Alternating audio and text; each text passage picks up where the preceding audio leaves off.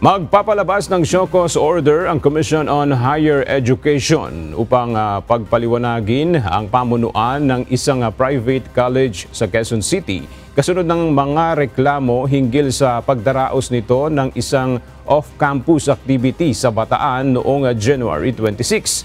Maraming mga estudyante ng Best Link College of the Philippines ang nag-post sa social media ng kanilang mga reklamo laban sa eskwelahan matapos nitong magdaos ng kanilang founding anniversary sa isang resort sa Bataan noong linggo.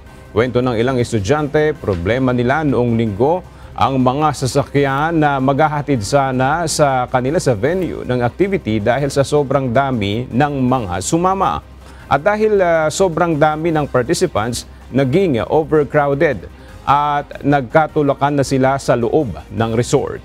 Bukod sa pahirapang transportasyon, papunta pa lamang ng venue, labis na kalbaryo rin umano ang inabot ng mga estudyante sa pag-uwi dahil kinailangan pa nilang maglakad ng napakalayo para lamang makasakay ng kanilang bus na sinasabing pumarada sa iba pang lugar na malayo sa resort.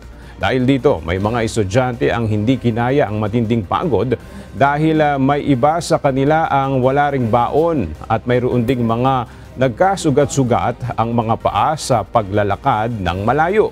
Inihalin tulad ng ilan ang kanilang naging karanasan sa makasaysayang Bataan Death March.